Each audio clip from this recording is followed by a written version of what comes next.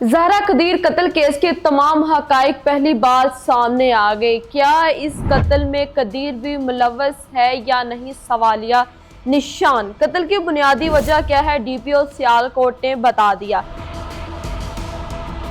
ज़हरा हामला नहीं थी। तहकीक के मुताबिक डॉक्टर्स ने अभी तक इस बात की कोई तस्दीक नहीं की, लेकिन पुलिस के पास इस हवाले से अभी तक कोई बात सामने नहीं आई है। तो ये कहना जो है वो दुरुस्त नहीं है कि ज़हरा जो है वो 9 माह की या 7 माह की हामला थी।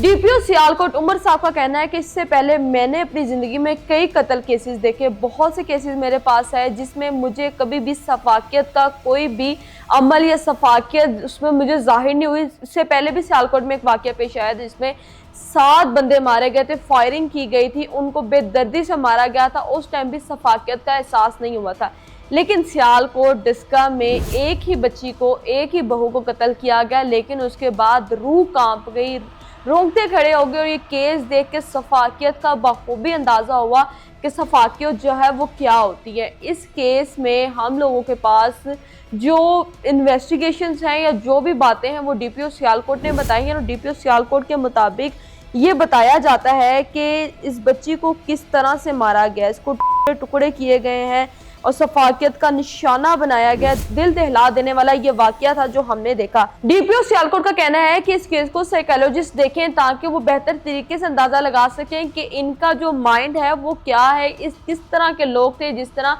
ये केस हम लोग इंटेरोगेट कर रहे हैं, जिस तरह हम इस केस को देख रहे हैं, इस तरह इस केस को कोई साइकोलॉजिस्ट भी देखे ताकि वो इस चीज़ का बेहतर अंदाजा लगा सके और हमें बता सके कि इन मुजरिमों का जो दिमाग है वो किस तरह काम कर रहा था।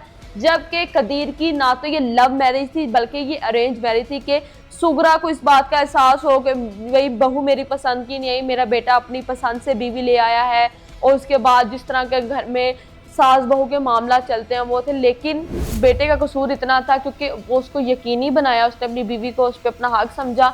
वो सऊदी अरब का रिहायशी था, अच्छा था, माली हालात भी उसके ठीक थे। उसने अपनी बीवी को सऊदीया बुला लेना और ज़हरा ने भी चले जाना, उसके शौहर ने बुलाना, तो ये बात जो है वो हसद का सबब बन गई।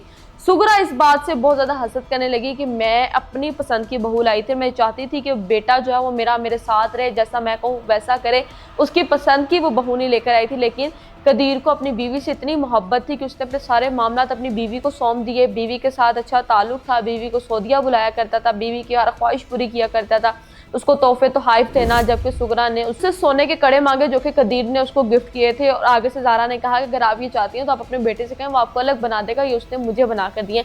ये सब चीज़ें जो हैं वो हसद का बाइस बनी और जिसकी वजह से ज़हरा को अपनी जान से हाथ धोना पड़ा। उमर साहब का कहना है कि इस केस को जब इंटेरोगेट किया गया तो इसमें यह पता चलता है कि ये मामला जो है ये बहुत संजीदा मामला है। बेटे की पसंद की शादी नहीं थी, अरेंज मैरिज थी, जबकि सगी खाला थी, सास थी, और उसके बाद सगी खाला होना, सास का होना और ख़ुद पसंद की बहू लाना, फिर लाकर उसको कत्ल कर देना, अपना घर तबाह कर लेना, अपने बच्चे को अपने से दूर कर लेना। जबकि सुगरा की 6 बेटियां थी और एक ही बेटा था जिसका नाम कदीर था। हसन कदीर इसे कहा करते थे। हसन कदीर एक लौता बेटा था जबकि ज़हरा एक लौती बेटी थी। डीपीओ साहब का ये कहना है कि इस केस के इंटेरोगेशन के बाद पता चलेगा कि ये मामला जो है वो किस तरह बेहतर हो सकते हैं और इन मुजरिमों को कितनी सज़ा हो सकती है।